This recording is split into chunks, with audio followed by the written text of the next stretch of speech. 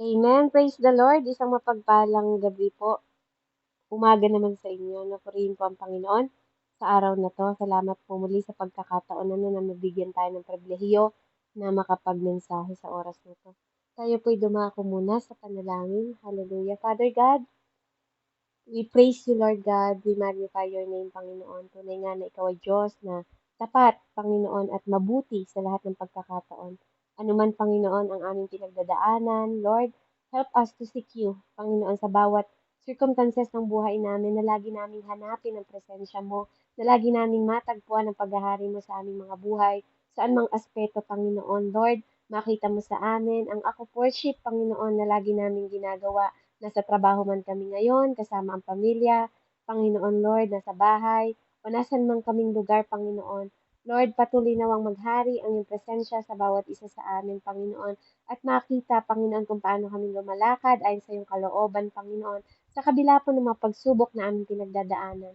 Patuloy ko rin pong pinasisiyasat, Panginoon, ang aming mga puso sa bawat isa, ngayon na nandito na sa harapan mo, Panginoon, na siyasatin mo ang aming mga puso, Panginoon, at nawa matagpuan mo, Panginoon, ang aming pagsusumamo sa iyo, paglapit, Panginoon, at paghingi ng tawad sa lahat ng nasambit naming mga pananalita, Panginoon, pananalita sa ibang tao, pananalita sa mga mahal namin sa buhay, pananalita sa mga kaibigan namin, ka-church namin, Panginoon Lord, kapatiran namin, O God, anuman ang mga salita, Panginoon, mula sa pinakamaliit hanggang sa pinakamalaki, Lord, pananalita na hindi nila nalalaman kapag kami nakatalikod, Ama, Lord, humihingi po kami ng kapatawaran sa harapan mo, Panginoon. Hinihingi po namin, O Diyos, ang pagpapatawad na nagmumula sa iyo. Pagpapatawad, Panginoon Lord, na nagpapakumbaba sa harapan mo, Panginoon. Patawarin mo kami at kami po, Panginoon, ay sa harapan mo unang nagkasala bukod sa mga tao na napagsalitaan namin ng di maganda o di nila nalalaman habang hindi sila nakaharap, Panginoon Lord, in the mighty name of Jesus, Lord God. Siyasatin mo din ang aming mga pag-iisip sa mga oras na to, ano man ang naming naisip na hindi maganda, Panginoon, sa aming kapwa, O Diyos. Sinabi mo sa iyong salita, O Diyos, na ano man ang aming paninira, Lord, na even sa isip namin, Lord, nakikita mo. Dahil ikaw nakakatunghay ng aming mga puso, Panginoon, ikaw nakakakita kung puro ba ang ang puso namin sa harapan mo, motibo namin, Panginoon, sa mga tao sa paligid namin, Ama, na iniisip pa lang namin, O Diyos. Hallelujah, Lord God. Alam namin na nakikita mo dahil you are all-knowing God. Nagkakasala kami sa isip, nagkakasala kami sa salita, at lalong nagkakasala kami kapag aming hinakbangan sa gawa, Panginoon. Kaya sa mga oras na to, O Diyos, patuloy mo kaming patawarin, Panginoon, linisin, Ama, hugasan, Panginoon, ituwid, Panginoon, i-correct, i-convict, Panginoon, i-rebuke sa aming mga pagkakasala, Panginoon, sa aming kapwa. Dahil kung anong ginagawa namin sa kapwa namin, ginagawa namin sa iyo, Ama. Ano man ang paninirang ginagawa namin sa kapwa namin, Panginoon, paninirang ginagawa din namin sa iyo, sapagkat kami lahat ay minamahal mo. Salamat, O Diyos, sa wisdom, knowledge, and understanding, Panginoon, na ipagkakaloob mo sa oras na to. Nananampalataya ako, Ama, na apart from you, wala akong karapatang tumungtong, wala akong karapatang magsalita, Panginoon, wala akong nalalaman at kaalaman kung hindi ikaw, O Diyos, ang magpapahayag sa akin, Panginoon, ng mga bagay, Panginoon, na ikaw, O Diyos, ang nagbigay at naglagay ng inspirasyon, Panginoon, sa iyong mabanal na salita. Kaya naman sa mga oras na to, hinihingi ko po, Panginoon, ang patnubay at gabay mo, Ama, ng iyong Santong Espiritu, Panginoon, na nananahan sa aking buhay. Ikaw po ang mangusap, langsan mo ang aking mga labi. Pagkalooban mo ko ng karunungan na makalangit, Panginoon, at ipagkaloob mo sa akin ang inspirasyon, Panginoon, kung paano mo binigyan ng inspirasyon ng mga taong nagsulat nito, Ama. Ikaw rin po ang magpahayag. Itago mo ko sa iyong likuran. Ikaw lagi ang maparangalan, Panginoon, sa aking buhay. Parangalan mong muli, Panginoon, ang iyong anak na si Kristo sa pamamagitan ng aking buhay, Ama, na ikaw po ang makita, ikaw po, O Diyos, ang mapasalamatan, ikaw po, Panginoon, ang maparangalan at maluwalhati, Panginoon, sa aming mga buhay, Ama. At pagpalain mo po ang bawat isa na nandito na bukas ang tenga na makikinig, Panginoon, ng iyong mga banal na salita, Ama, at maitanim nawa sa kanilang mga puso at isip, Panginoon, ang iyong mga salita at malakaran, Panginoon, hindi lang narinig na parang humarap sa salamin at pagkatapos ay tumalikod, Panginoon, sapagkat sinabi mo sa iyong salita, naririnig ng iyong mga tupa ang iyong tinig, Panginoon, at sila, Panginoon, ay sumasagawa dahil sa pagmamahal at pag-ibig sa iyo na unang umibig sa amin. Purihin at dakilain ka, O Diyos, sa pangalan ni Jesus. Ito po ang aming samot dalangin Sa ngalan ng Ama, Anak, at Espiritu Santo.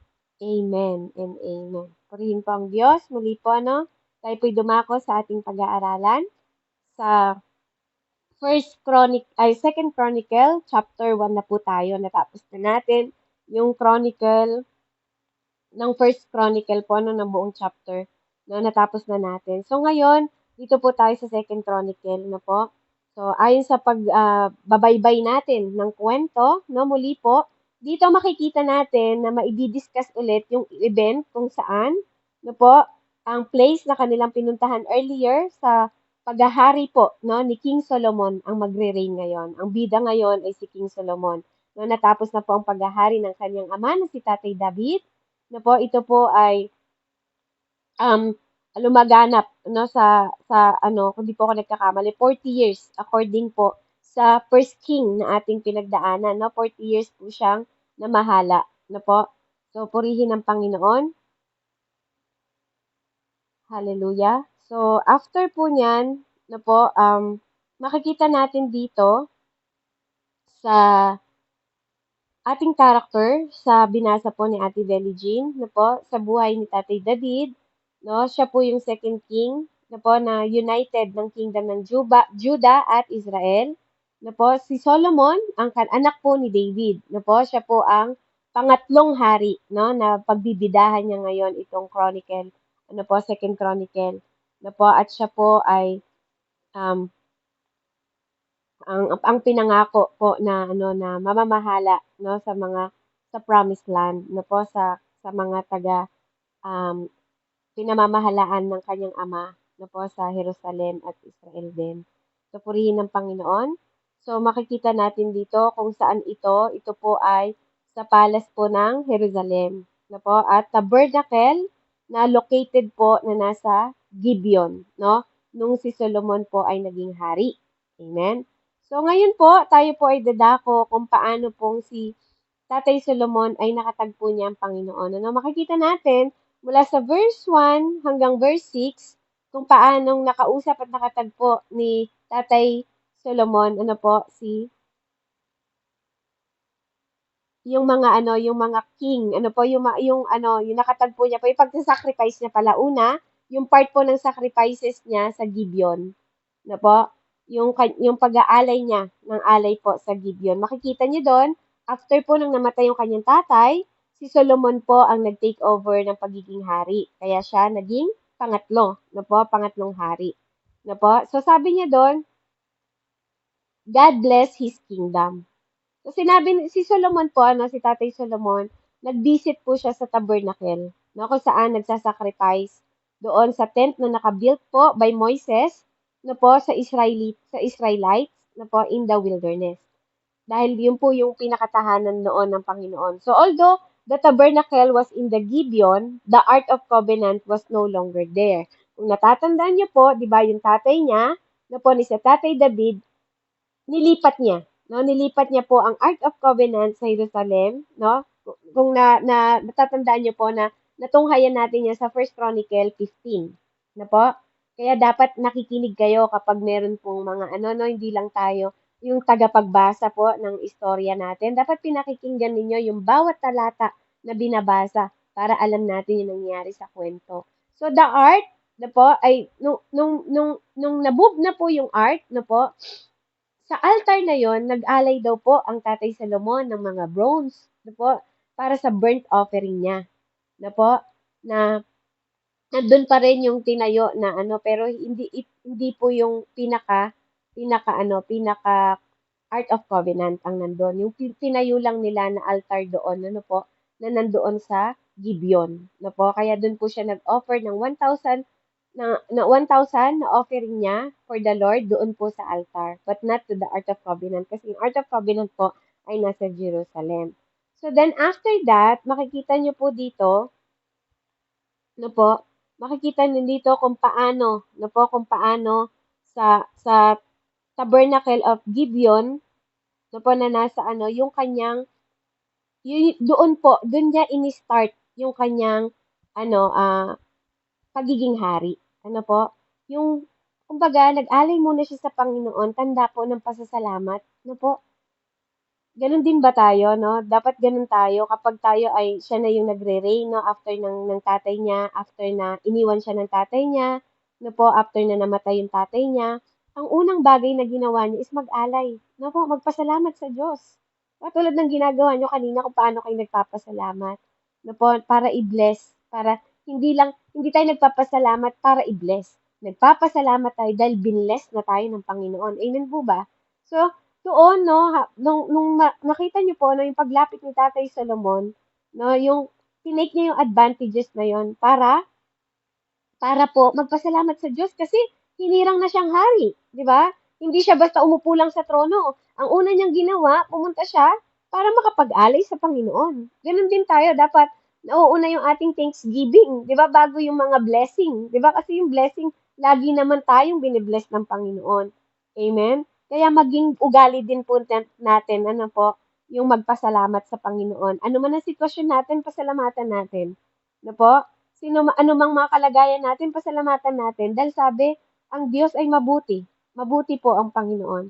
Kaya kaya purihin ng Panginoon ano, yung attitude na pinakita po talaga ni Solomon from the beginning ng chronicle na to, simula po nang siya ay pinaupo na maging hari. Na po, nakapokus siya kung paano din niya paluguran ang Panginoon, pasalamatan, duwalhatiin sa pagpapalang binigay sa kanya. Dahil isang pagpapala po ang paupuin sa isang throne. 'Di ba? Kasi may hahawakan ka ng mga tao, isang pagpapala po na pagkatiwalaan, no po sa isang lugar, no? Kaya pagpapala po ang bawat posisyon, no po, para pero yun ay ite-take advantage mo yun para for the glory of God, no po? Hindi sa para sa kaluguran mo. Kaya siya, ang unang ginawa niya is ginlory niya muna, binigay niya muna yung glory, nagbigay siya ng mga bronzes, no po, sa templo ng Panginoon. Then makikita niyo po sa verse 5 and 6 doon, no po, kung paano niya sinik yung God. No po, doon niya, paano niya sinik, di ba? Sa pamamagitan ng kanyang hain. No? Sa pamamagitan ng mga bronze, no? Even dun sa bronze ng altar na tinayo po noon nila Bezalel, na son of Uri. Ang sabi dito sa Bible, ano po? Son of Hor, diba, had made to put before the tabernacle of the Lord. Amen? So makikita niyo doon, yun yung kanilang tabernacle of meeting. Kaya doon po nagpunta si Tatay Solomon. Ano po? At doon siya nag-alay. Yun yung first na place na kanyang pinuntahan bago ang lahat, bago niya inupo ang kanya, bago niya siya maghahari sa mga tao niya, humingi siya, 'di ba? Nagbigay siya ng pasasalamat sa Diyos at after noon, sinik niya ang Lord, no, sa pamamagitan ng pag-aalay. 'Di ba po? Yung pagiging humility na pinakita niya sa Panginoon na, Lord, ito po yung alay ko. 'Di ba? Ito po yung mga bronze, ito po yung 1,000 mga bronze, 'di ba? Na hinain niya sa altar. Una niyang pinarangalan ang Diyos bago ang tao, 'di ba? Wala siyang munang inano kundi doon ang unang ano niya. Dapat ganun tayo pag nakatanggap tayo ng blessing sa Diyos, ang balik lagi, no? Sa Diyos po ang pagbibigay dahil napakamahalaga nun, no? Na i-offered niya yung 1,000 burnt offering na para sa Panginoon, no? Way of gratitude, no? Yung great wealth na po ng kanyang puso, no? Na ginamit niya to use it to glorify God. Amen? So, kaya dito makikita niyo sa 7:10, nakita niyo yung Solomon request doon. On that night, God appeared. Na po, nung gabi ding iyon, no? Dahil na-please si Lord sa ginawa niya. Napi-please po si Lord pag nagpapasalamat tayo, alam niyo ba yon? Pag pinipraise niyo siya kahit na hindi maganda yung sitwasyon na nakikita niyo. Bakit? Kasi nananampalataya ka sa Panginoon, hindi sa mga bagay na nakikita mo, kundi sa mga bagay na kaya niyang gawin sa buhay mo. Amen? Di ba po? Kaya dito, dahil na-please si Lord sa burnt offering na binigay niya, no po, tumugon ng Panginoon. No? Ganun po ang Panginoon kapag na-please ka. Kapag una mong piniplease si God, di ba? Nalulugod siya. Kaya si Lord mismo ang nagtanong sa kanya. Na po, narinig niya ang tining ng Lord. What shall I give you? Ano yung gusto mong ibigay ko sa'yo? Di ba ang sarap? Pag tinatanong ka ng Diyos, ikaw, di ba? Andrea, di ba? Anong gusto mong ibigay ko sa'yo, anak? Bakit ganun na lamang ang paglapit mo sa akin? Di ba? Di ba ganun si Lord pag na-please mo siya? Na po, Pastor Anthony, Brother Anthony, di ba? Ano yung gusto mong ibigay ko sa'yo? Amen? Bakit anak? Anong nangyayari? Di ba? Kahit na alam ng Lord kung anong nangyayari, gusto niyang malaman mo. Sabi dito, ask. Sabi niya, ask. What shall I give you? And Solomon said to God, you have shown great mercy to David, my father. Una, pinakilala niya kanyang tatay. And, and have me, di ba? And made me, sabi niya, as a king in his place. At ginawa mo pa akong hari ng lugar na to. Now, sabi niya, oh Lord God. Sabi niya, let your promise to David, my father, be established. Di ba po? Sabi niya, kung in-establish mo at tinapos mo yung pangako mo sa papa ko, sa tatay ko, sabi niya, hayaan mo din na ma-accomplish ko, di ba? Na ma-establish ko din yung binibigay mong karangalan sa akin. Di ba? Na ano sabi niya? For you have me king over a people like the dust on the earth in multitude. No? Na mapagharian ko tong mga people mo, sabi niya. Di ba? Itong mga now, give me wisdom. Sabi niya, una niyang hiningi yung wisdom. Kasi ang wisdom po, galing sa karunungan ng Diyos. Amen? Then, ano pa ang pangalawa niyang hiningi sa Diyos? And knowledge.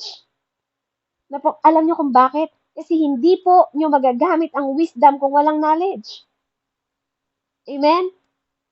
At dapat niyong maunawaan na kailangan po natin lahat ng wisdom and knowledge. Kung ikaw ay kulang, sabi nga ng Lord, humingi ka. Diba? Hingin mo yung knowledge and understanding. Yes, may knowledge ka. Pero paano mo mai-empower yung knowledge na yun kung walang wisdom na nagmumula para magdesisyon ka? Desisyon na galing sa pag-iisip ng Diyos, kaya po tinawag na wisdom yon. Wisdom is galing sa pag-iisip ng Lord na nakikipag-isa sa pag-iisip mo. Amen? Ang knowledge mo, karunungan yan. Dito. Karunungan dito. Knowledge mo saan? Maraming knowledge ka na napupulot sa mundo. Pero ang wisdom po, kinakaloob ng Panginoon sa lahat ng humihingi sa Kanya. Sabi niya, that I may go out and come before these people, for who can judge these great people of yours? Sinabi niya, di ba? Para magkaroon ako ng tama at mabuting pag-judge sa mga taong ito. Sabi niya, na tao mo. Sinabi niya, your people, hindi my people. Hindi niya sinabing my people kahit alam niya na siya ang namamahala at siya na ang naupong king, hindi niya inangkin na sa kanya yung mga taong yun. It is your people, God. Di ba? Kaya kung pinaupo mo ako dito, Panginoon, turuan mo ako at tulungan mo ako na maging karapat-dapat, na mamahala at magkaroon ng wisdom, ng karunungan. Di ba?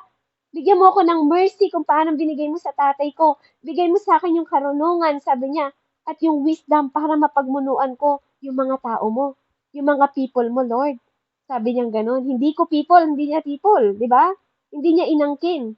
Sinabi niya sa Panginoon. Di ba po?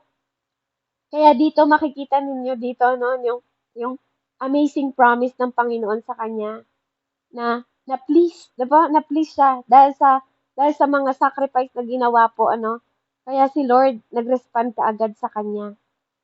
Amen.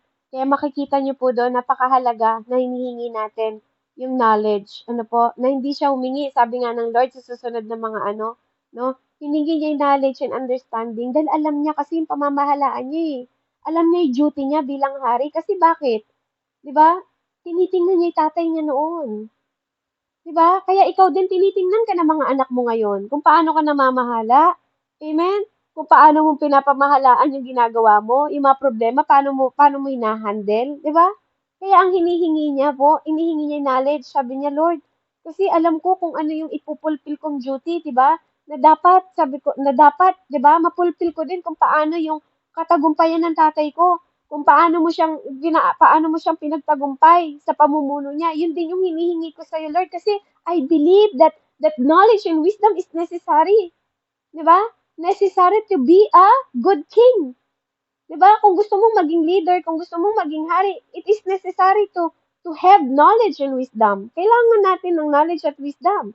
Even sa mga military leadership, 'di ba? Pamumuno ng barangay, pamumuno ng mga small ministry, pamumuno ng mga mayor, ng mga congressman, you need knowledge and understanding at wisdom ng Lord.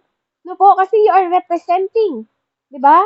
Makikita niyo dito kung natin application, you are representing God sa lahat ng ginagawa mo. Amen? Kung ano mang administrator, ano mang administration, yung pinuupuan mo, you are representing God. At yun ang alam niya. 'Di ba? Para mapulfill ko to, I need. Sabi niya, 'di ba?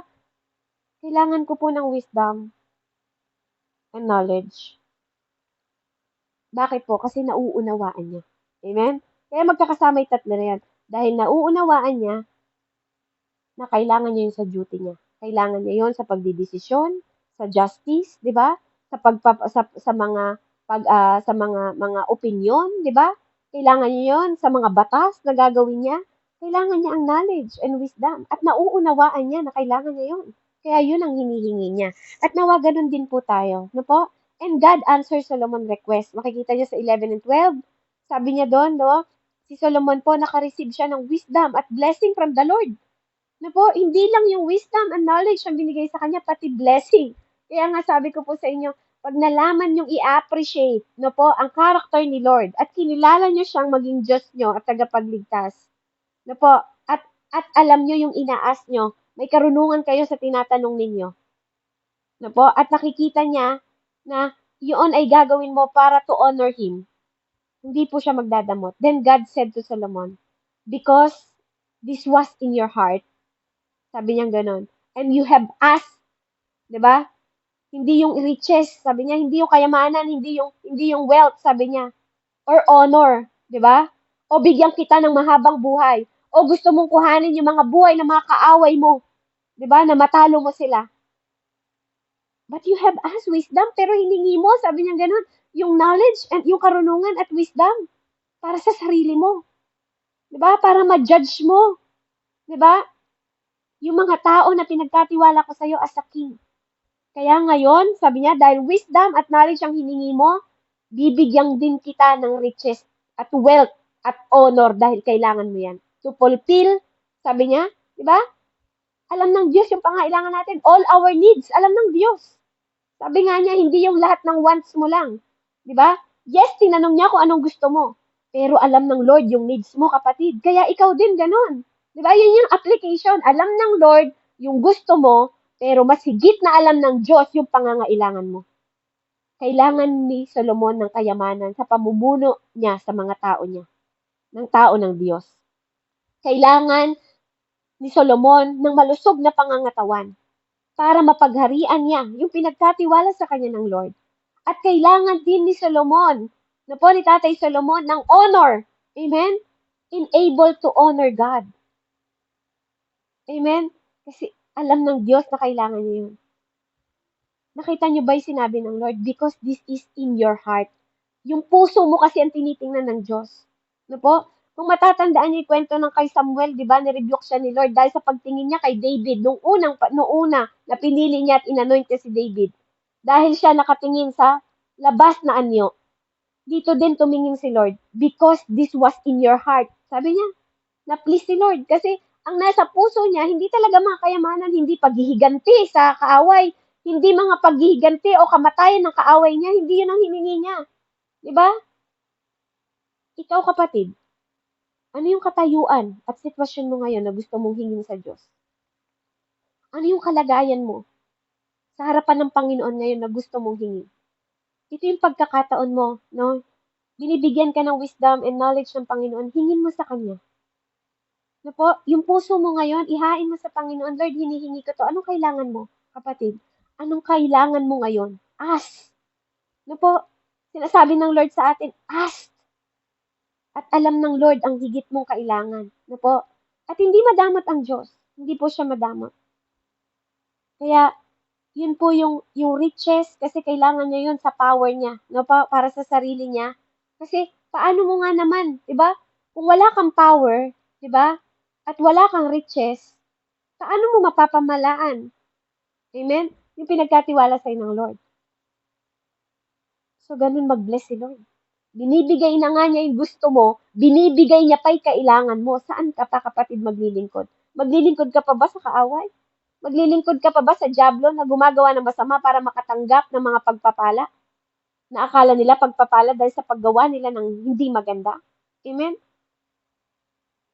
Kaya mahalaga po na marunong tayo magpasalamat sa lahat ng katayuan natin sa buhay natin. dahil napiplease si Lord doon. At kasunod po nun, makaka-receive ka ng highest gift sa Panginoon pag nakikita niya na itong anak ko na to, kahit anong kalagayan ng buhay niya, di ba? Patuloy niya akong pinaparangalan. Patuloy niyang tinataas ang pangalan ko.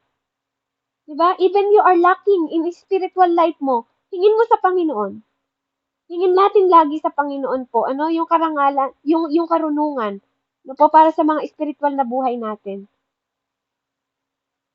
Amen? Para sa pamamahala sa ating mga anak, di ba? Sa ating mga pamilya, kung ano man saan ka in-appoint ng Lord. Po?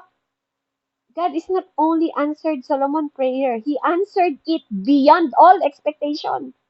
Di ba po? Hindi inaasahan ni Solomon na ibigay yon. Naranasan mo na ba yon? Yung humingi ka sa Diyos, binigyan ka niya sobra-sobra, siksik, liglig, na at umaapaw. Di ba?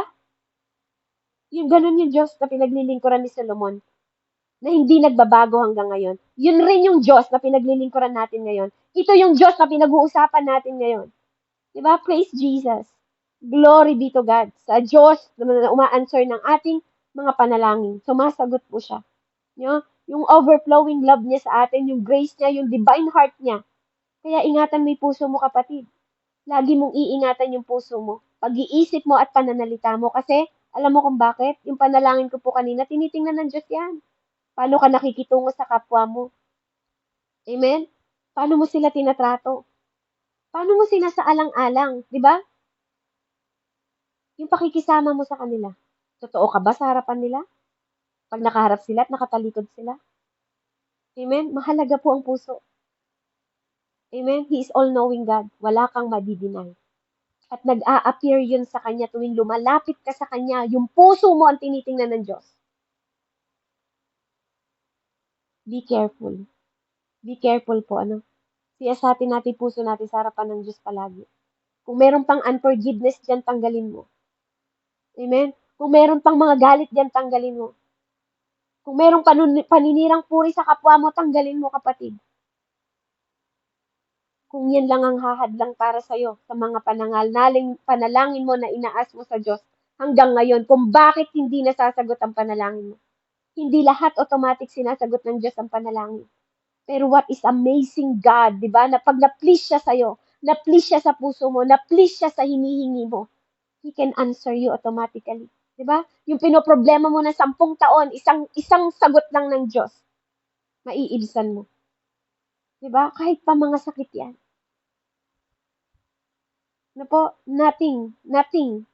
Nothing na makakatalo sa kapangyarihan ng Diyos. Wala po.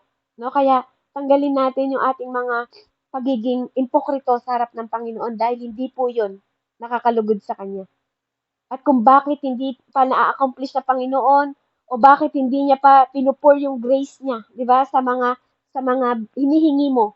Amen. Baka yung character mo.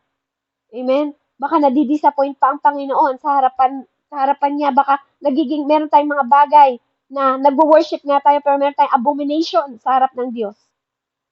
Amen. Maging maingat po tayo. Maging maingat tayo sa pinapakita natin sa harap ng Panginoon. Napakahalaga po ng ginagawa natin sa kapwa natin. Dahil anuman ang ginagawa natin sa kapwa natin, ginagawa natin to our Creator. Amen? Sa 13 and 17 po, last verse natin, the great wealth of King Solomon. Doon, makikita niyo doon kung paano po sa highest place ng Gibeon, sabi niya, before tabernacle and meeting, nag-reign po over Israel. And Solomon gathered the chariot and horsemen. He had 1,400 chariot and 12,000 horse in the cities, in the king. Ang alam ko po, binebenta nila to Doon din po sila kumukuha ng kanilang mga income. Ini-imported nila, sabi dito And Solomon had horses imported from Egypt. So, yun yung hanap buhay na ginagawa po nila tatay, yun yung kanilang business. Nag-import po sila ng horses and mga chariot. Yung mga parang kalesa ng mga kabayo po. Yun po ang kanilang hanap buhay. At yun ang nagbigay sa kanila ng dagdag pa, na even binigyan sila ng kayamanan ng Panginoon, yun yung mga kasangkapan na ginamit. Binigyan din sila ng mga shekels of silvers, at 150 pa ng mga horses na makikita nyo doon. na po na exported nila to all the kings of the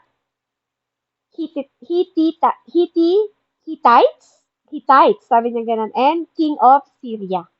Ano po? So, doon po makikita nyo na yung pagre-reign po ni Tatay Solomon, ano po, yung great wisdom na binigay sa kanya ng Panginoon sa lugar ng Gibeon, no? Doon po ano yung wisdom na natagpuan niya at binigay sa kanya, naging wise siya. Naging wise siya sa pagju-judge, no po? At doon makikita mo yung famous, yung katanyagan ni Tatay Solomon dahil naging isang maayos siyang hari noong mga panahon na yon. Ano po? Na tinake niya yung God's word seriously, 'di ba? Na ma-accomplish po yung sinasabi ng Panginoon sa kanya na magkaroon siya ng lahat na mapagpapala na yon at blessing na yon na para pamunuan. No, yung mga riches na yon hindi para magyabang siya, kundi i-honor niya ang Panginoon. No po, instead na magkaroon siya ng fame, no po, ng kasikatan sa mga ano, hindi po. Inano niya yung God promise niya na hiningi niya yung wisdom na yon to fulfill His promises.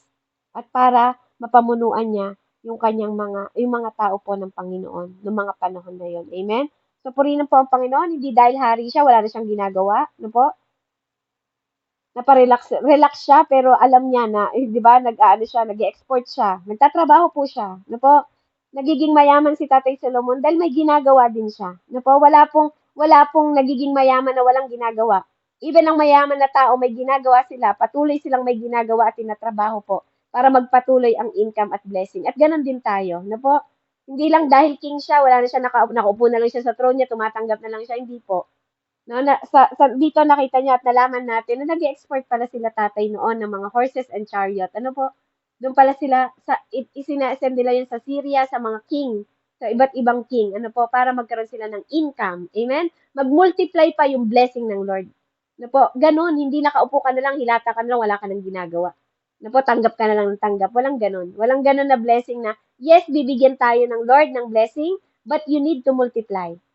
Amen? Kailangan po mag-isip din tayo paano i-multiply yon. At ang yung wisdom and knowledge na binigay ng Diyos sa atin, yun po ang gagawin natin, no po, para tayo naman ay hindi tumigil ang pagdaloy ng pagpapala na parang nakatanim ka na punong kahoy sa batisan. Amen?